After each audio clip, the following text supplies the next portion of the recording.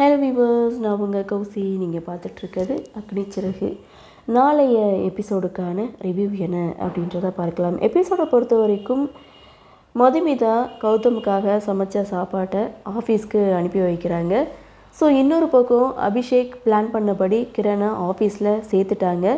அடுத்து மதுமிதாவை எப்படி ஆஃபீஸ்க்கு வர வைக்கிறது அப்படின்ற பிளானையும் அபிஷேக் போட்டிருக்காங்க. தன்னுடைய அண்ணாவை மீட் பண்ணி ஆஃபீஸில் கம்யூனிகேஷன் ட்ரைனிங் எடுத்தால் நல்லாயிருக்கும் அப்படின்ட்டும், அதற்கான சில ட்ரைனரை நம்ம அப்பாயின்மெண்ட் பண்ணுற மாதிரி இருக்கும் அப்படின்னு சொல்லி தன்னுடைய அண்ணா கிட்டே பேசும்போது அதற்கான எல்லா ஏற்பாடுகளையும் செய்ய சொல்லி அபிஷேக்கு கிட்டே சொல்கிறாரு கௌதம். அங்கே தான் அபிஷேக் ஒரு ட்விஸ்ட் வைக்கிறாங்க. என்னன்னு பார்த்தா, நம்ம அண்ணியை ட்ரெயினராக போடலாம் அப்படின்னு சொல்லும்போது இதுக்கு மதுமிதா ஒத்துப்பாங்களா அப்படின்னு சொல்லி கௌதமுக்கு சின்னதாக ஒரு சந்தேகம் இருக்குது.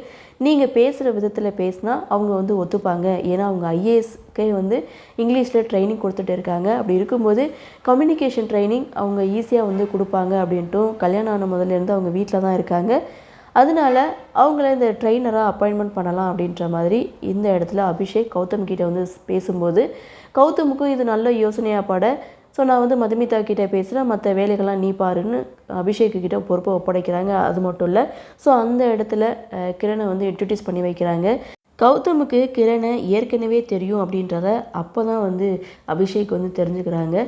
இவன் பெரிய ஆளாக இருப்பான் போல் அப்படின்னு சொல்லி மனசுக்குள்ளே நினச்சிக்கிட்டாலும் இந்த இடத்துல கிரண் கௌதம்கிட்ட மன்னிப்பு கேட்குறாங்க. நான் பர்சனல் விஷயத்தையும் ஆஃபீஸ் விஷயத்தையும் போட்டு குழப்பிக்க மாட்டேன், ரெண்டு விதமாக தான் நான் பார்ப்பேன் அப்படின்னு சொல்லிட்டு கிரண் செய்த எந்த ஒரு விஷயத்தையும் பெருசாக எடுத்துக்கிறாம ஆஃபீஸில் ஜாயின் பண்ணிக்க சொல்லிக்கிறாங்க.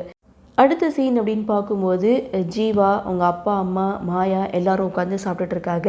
அப்போது ஜீவா ஒரு முக்கியமான விஷயத்தை பற்றி சொல்கிறாங்க. எனக்கு ப்ரொமோஷன் கிடச்சிருக்கு அப்படின்னு சொல்லும்போது ஒட்டுமொத்த குடும்பமும் ரொம்ப சந்தோஷப்படும்போது, ஆனால் ஜீவாவுடைய முகத்தில் மட்டும் அந்த சந்தோஷம் கிடையாது. என்னென்னு பார்த்தா, இந்த ப்ரொமோஷனை நான் என்னுடைய ஃப்ரெண்டுக்காக நான் விட்டு கொடுத்துட்டேன் அப்படின்னு சொல்லும்போது மாயா ஜீவா கிட்டே கோவப்பட்டு பேசுகிறாங்க.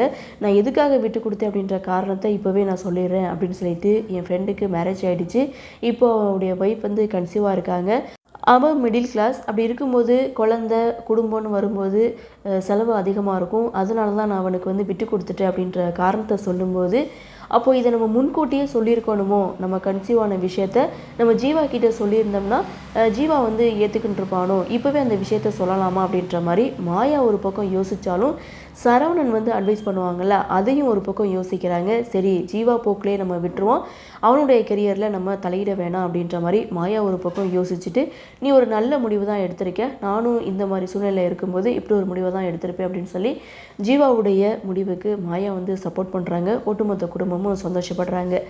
அப்படியே சீனை கட் பண்ணால் இங்கே ஸ்ருதி வீட்டில் உட்காந்துட்ருக்காங்க, புக் படிச்சுட்ருக்காங்க. அப்போ கிரண் என்ட்ரி கொடுக்குறாரு.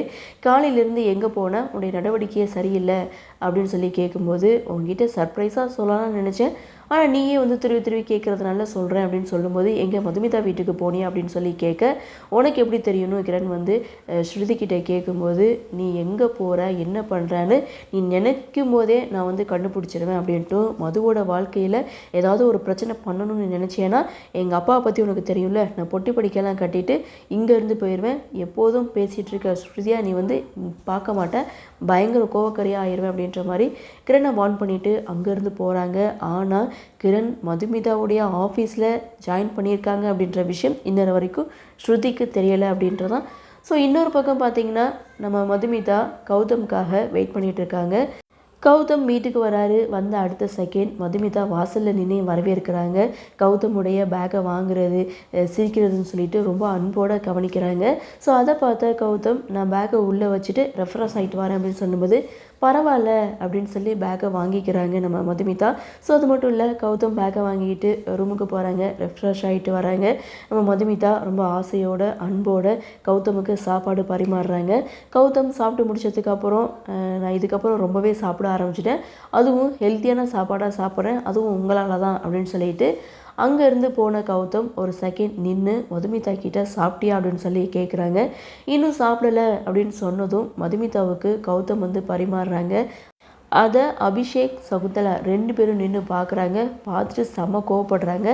இதோட இந்த எபிசோடை முடிச்சிருக்காங்க. அடுத்து என்ன நடக்கும் அப்படின்ற ஒரு எதிர்பார்ப்பு. அபிஷேக் பிளான் பண்ணபடி கிரணை ஆஃபீஸ்க்கு வர வச்சு வேலையில் சேர்த்துட்டாரு. இன்னொரு பக்கம் மதுமிதாவையும் ஆஃபீஸ்க்கு வர ஏற்பாடு பண்ணிட்டாரு. ஸோ அடுத்து என்ன நடக்கும் அப்படின்ற ஒரு எதிர்பார்ப்பு, கௌதம் மதுமிதா இடையில விரிசல் ஏற்படுமா அப்படின்ற ஒரு எதிர்பார்ப்போட நாமளும் பொறுத்திருந்து பார்க்கலாம்.